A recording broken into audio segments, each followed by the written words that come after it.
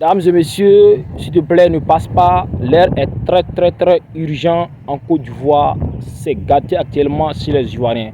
Je te laisse regarder la vidéo par toi-même et donne ton avis en commentaire. Du Sénégal, Bassirou Diomaye Diakhar Faye. En quoi consiste la décision? Elle consiste à désigner, au titre donc du Sénégal, comme président de la commission de la CEDEAO, le général Biram Diop, actuel ministre des Armées, donc ministre de la Défense du Sénégal. A priori, cette décision ne devrait pas faire l'objet de commentaires, car de toutes les façons, en sa qualité constitutionnelle de chef suprême des armées du Sénégal, en sa qualité de président de la République, le président Bassirou Diomaye Diakhar Faye a le droit de remanier son gouvernement, il a le droit de nommer le Sénégalais de son choix pour représenter son pays dans les institutions internationales. Que nul n'interprète mes propos comme une contestation du reste inutile de ce droit constitutionnel du président sénégalais.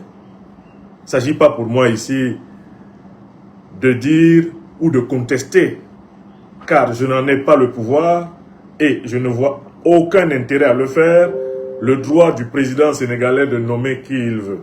Ce n'est pas ça le problème. Il faut que tout le monde comprenne. En vertu de la loi du Sénégal et même des textes de la CEDEAO, le pays qui a la présidence de la CEDEAO, eh bien c'est ce pays qui désigne le président de la commission.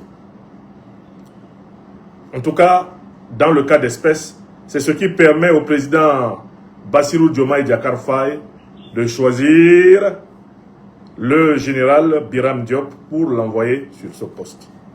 Mais moi, ce qui m'intéresse ce matin, c'est de vous donner une analyse vous permettant de comprendre que ce n'est pas une désignation ordinaire. Cette désignation ne s'est pas faite comme celle des 5 précédents présidents de la commission de la CEDEAO. Elle ne s'est pas faite sur les mêmes critères. Elle ne s'est pas faite pour les mêmes raisons. En fait, c'est une affectation, je vais le démontrer, c'est une affectation politique, géopolitique et géostratégique. Retenez bien ces 3 mots. À la fin de cette conférence, vous comprendrez que c'est une affectation politique, c'est une affectation géopolitique et c'est une affectation géostratégique. Voilà ce que je vais démontrer. Et en cela, ce n'est pas la même chose que l'affectation d'Omar Aliou Touré, qui était avant, qui est jusqu'ici le président de la commission depuis 2022. Ce n'est pas la même chose que l'affectation de Jean-Claude Cassibrou, qui a été le président de cette commission de 2018 à 2022 et qui maintenant est le gouverneur de la banque néocoloniale de la BCAO. Ce n'est pas la même chose que la nomination de Marcel de Souza, qui était président de cette commission entre 2016 et 2018. Encore que Marcel de Souza est un homme politique et il est possible qu'il ait été récompensé de cette façon par celui qui était alors président de la République. Ah, c'est pas la même chose forcément que Kadré Désiré Ouédraogo, même si lui aussi était un homme politique, et qu'il est possible qu'il ait été nommé vers la commission pour apaiser ses ambitions. C'est pas tout à fait la même chose que pour James Victor Béhou du Ghana, entre 2010 et 2012, qui a été président de cette commission. Et avant cela, c'est même pas tout à fait la même chose pour celui qui était alors secrétaire exécutif de la CEDEAO entre 2001 et 2009, Mohamed Ibn Chambas, le Ghanéen. Il est important que vous sachiez, mes chers amis, que le poste de président de la commission de la CEDEAO a été créé en janvier 2007, en remplacement de l'ancien poste qui était celui de secrétaire exécutif. Et je vais vous montrer de manière incontestable que la nomination du général Biram Diop est un fait détonnant. C'est un fait qui s'écarte de la tradition politique observée à l'intérieur de la CEDEAO dans les nominations à ce poste. Bassirou Diomaye Diakhar Faye remet en cause la tradition. Je vais vous montrer en quoi, par quoi vous comprendrez que ce n'est pas une nomination, si vous voulez, ordinaire. Ce n'est pas une nomination qui se déroule dans les clous habituels des affectations à cette fonction. C'est une nomination, comme je le dis, politique, géopolitique et géostratégique.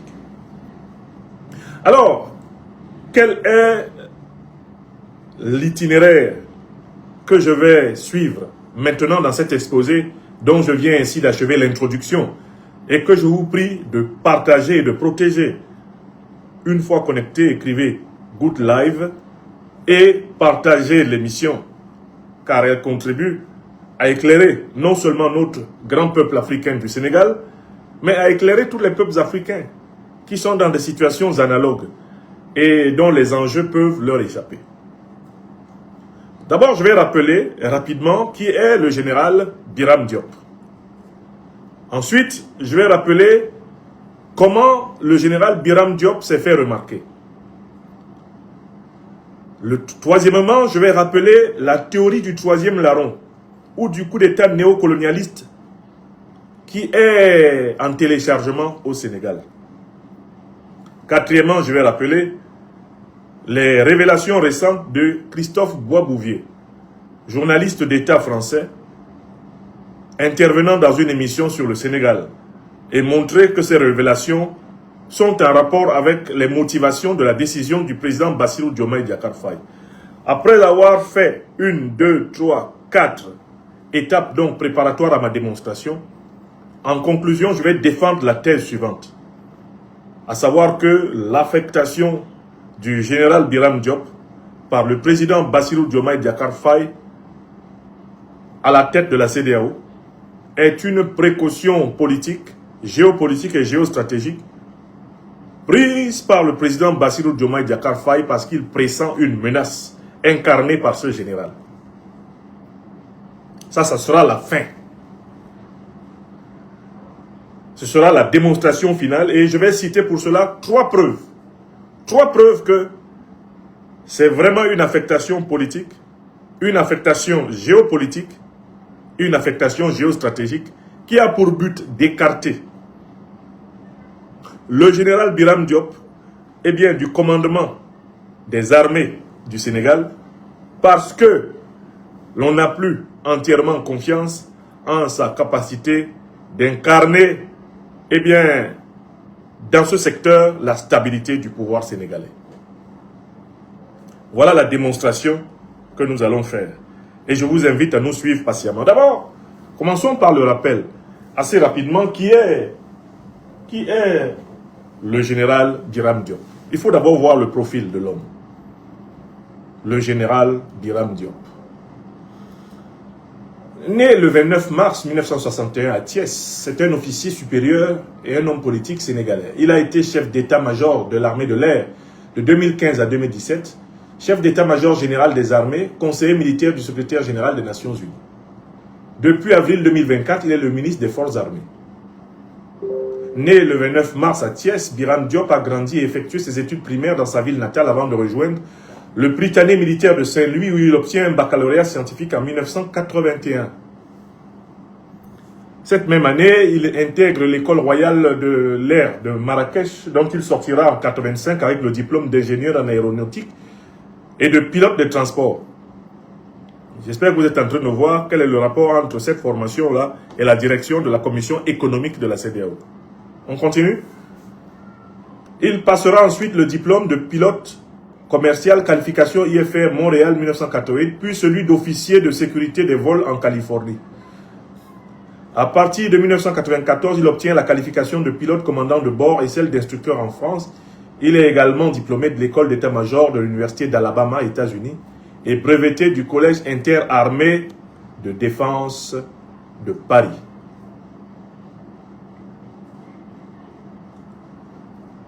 Chef de bureau de l'armée de l'air sénégalaise, il est adjoint et chef des opérations aériennes de la mission des Nations Unies en RDC de 2002 à 2003.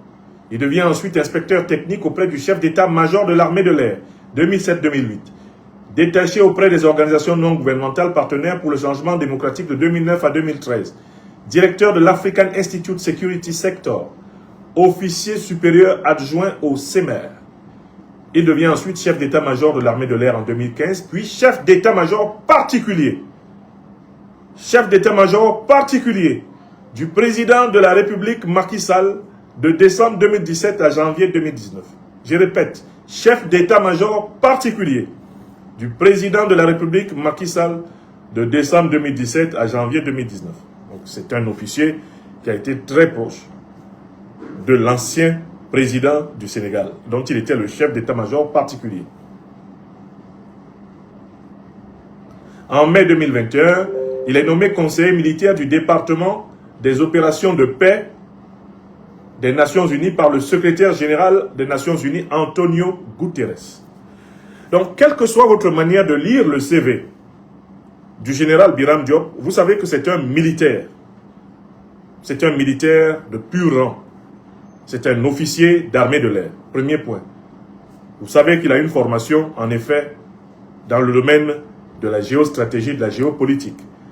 Vous savez que c'est un officier qui est pleinement intégré dans le système des Nations Unies, où il a servi à un très haut niveau.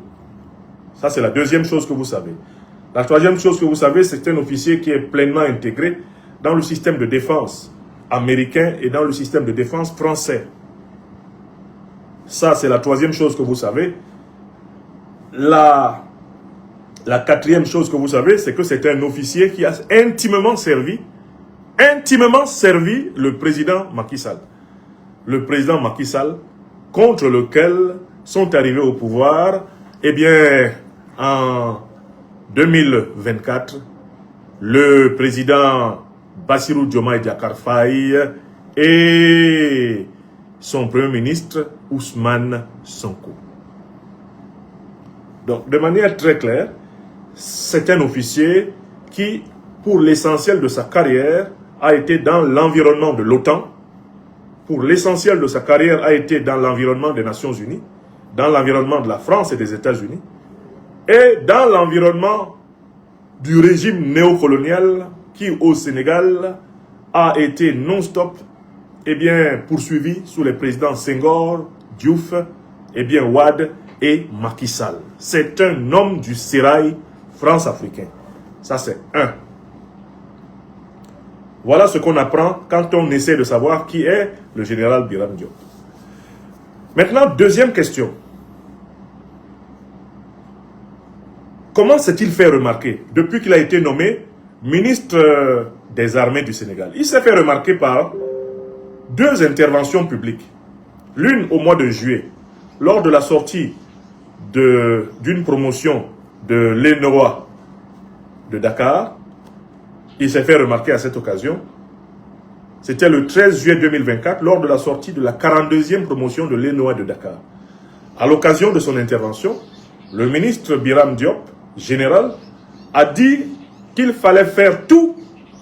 Il fallait utiliser tous les moyens nécessaires pour amener le Burkina Faso, le Mali et le Niger à l'intérieur de la CEDEAO. C'est dans le même esprit qu'il va s'exprimer en fin d'année 2024, au mois de décembre. Au mois de décembre 2024, il va s'exprimer dans le même esprit pour dire qu'il va falloir tout faire pour amener le Mali, le Burkina Faso et le Niger à l'intérieur de la CEDEAO et qu'il faut obtenir l'unité de l'Afrique de l'Ouest à tout prix. Donc, il s'est fait remarquer par quoi? Par le fait qu'il voulait utiliser la méthode forte pour amener le Mali, le Burkina Faso et le Niger à l'intérieur de la CEDEAO. Alors que, souverainement, le Mali, le Burkina Faso et le Niger sont partis de la CEDEAO, et on dit que c'était irréversible, lui, il fait partie des durs, pour ainsi dire des faucons, du pouvoir sénégalais, qui estimait qu'il fallait trouver un moyen de forcer ces pays à revenir dans la CEDEAO, c'est-à-dire à revenir sous le contrôle du néocolonialisme français, qui contrôle la CEDEAO, sous le contrôle de l'impérialisme occidental otanien qui contrôle la CEDEAO. Donc le général Biram Diop s'est fait remarquer à l'opinion comme étant le partisan de la méthode forte contre l'AES. Et malgré les efforts qu'il a fournis par la suite pour présenter un autre visage, eh bien, comme le dit le président de la République du Niger, le général d'armée Abdourahmane Tiani, le rappel sauve l'âme. Ce sont ceux qui ignorent qui est cet homme-là qui peuvent être surpris par lui. Et là, c'est le deuxième point de mon intervention. comment il s'est fait remarquer? Il s'est fait remarquer comme un farouche défenseur de la CEDEAO, comme un farouche pourfendeur de l'AES, comme un préconisateur de la méthode forte contre l'AES. J'ai dit que c'est une nomination qui a une signification géostratégique et géopolitique. Vous commencez à comprendre pourquoi c'est lui que Bassirou Diomaye Diakhar Faye envoie à la tête de la CEDEAO? Très bien. On passe au troisième point. Je voudrais rappeler à tous ceux qui m'écoutent ma théorie du troisième larron, c'est-à-dire du coup d'État néocolonialiste français latent au Sénégal. Il faut savoir que la République française, dirigée par le chef de la junte néocolonialiste et terroriste française, Emmanuel Macron, est en perte de vitesse. Elle est en déclin accéléré. Avec un déficit budgétaire de plus de 3600 milliards d'euros, avec un gouvernement sans majorité parlementaire, situation dans laquelle se retrouve potentiellement d'ailleurs le président Bassirou Diomaye Diakhar Faye au Sénégal, la France est en train de couler à pic et de couler à fond. Désespérée par sa situation économique, qui s'est aggravée depuis que les robinets des matières premières du Mali, du Burkina Faso et du Niger lui ont été fermés, désespérée par l'effondrement imminent du franc des colonies françaises d'Afrique, qui était son poste de douane pour voler les richesses de l'Afrique, la France de Macron est aux abois. Déracinée de ce qu'elle considérait jusqu'ici comme étant son précaré, sa zone d'influence, à travers le délogement successif de ses troupes du Mali, du Burkina Faso et du Niger, la République de M. Hey, le chef de la junte néocolonialiste et terroriste, veille à ne pas perdre ses derniers atouts. Quels sont ses derniers atouts? Ce sont les pays dans lesquels elle a conservé une mainmise notoire. C'est le cas du Sénégal, c'est le cas du Gabon, c'est le cas de Djibouti. Et elle essaye d'ailleurs de revenir en force, notamment au Tchad. La République, dirigée par le chef de la junte néocolonialiste et terroriste française, alias Mista Hey. Donc, l'arrivée d'Ousmane Sonko et de Bassirou Diomaye Diakhar Faye à la tête du Sénégal a été vécue comme une menace pour la France de perdre l'un des pions essentiels de son système de domination en Afrique, le Sénégal. Voilà pourquoi les officines de la junte néocolonialiste et terroriste française ont considéré comme une priorité de provoquer la division à l'intérieur du pouvoir de PASTEF. Voilà comment a été attisée et instrumentalisée la division entre le président Bassirou Diomaye Diakhar Faye et le président du parti PASTEF, qui était son premier ministre, Ousmane Sonko. C'est une division qui a été savamment attisée. Lisez pour cela la presse d'État française. Lisez pour cela la valorisation des différences entre les deux hommes dans la presse d'État française. Voyez comment on a réussi à imposer à Bassirou Diomaye Diakhar Faye de recycler les vieux chevaux du pouvoir néocolonialiste franco-sénégalais, à recycler les hauts cadres du régime de Macky Sall, qui pourtant est coupable de crimes de guerre et de crimes contre l'humanité, contre le peuple sénégalais. Voyez comment on a réinstallé progressivement à l'intérieur du pouvoir sénégalais, y compris dans le gouvernement, contre la volonté d'Ousmane Sonko tout naturellement, les caciques du régime que le peuple sénégalais a cru pourtant vomir en élisant Diomaye Moïse Sonko, c'est-à-dire Diomaye à la place de Sonko, Diomaye à cause de Sonko, Diomaye pour, en réalité, répondre favorablement à Sonko en 2024.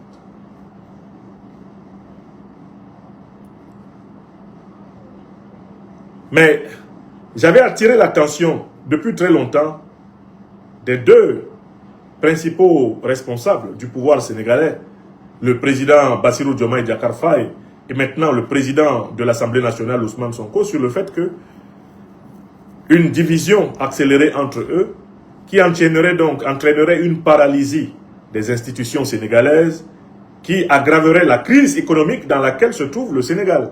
Une crise sévère puisque le Sénégal est surendetté. On l'a découvert après le départ de Macky Sall qui cachait la vérité.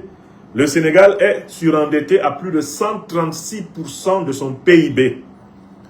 Autrement dit, le produit intérieur brut, toutes les richesses que le Sénégal produit dans une année ne suffisent pas à payer la dette du Sénégal.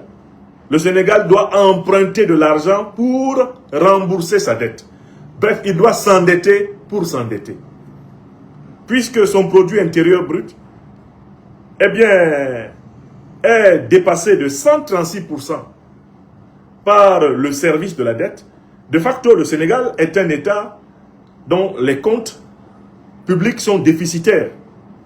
Et l'un des conflits d'ailleurs qui a germé entre le président Diomaye Faye, sous le contrôle de Paris et de Washington, de Bruxelles et d'autre part le Premier ministre Ousmane Sonko, c'est comment mettre fin à ce déficit budgétaire.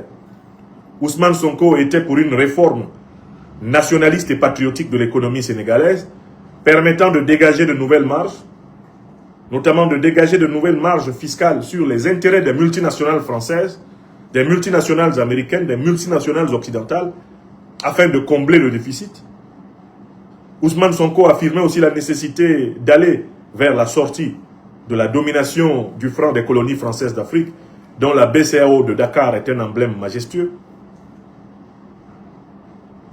Il y a donc eu une opposition autour de la stratégie pour sortir le Sénégal de la dette, laquelle opposition s'est traduite par le limogeage en pleine nuit, tel un malpropre, du Premier ministre, par ailleurs président du parti au pouvoir.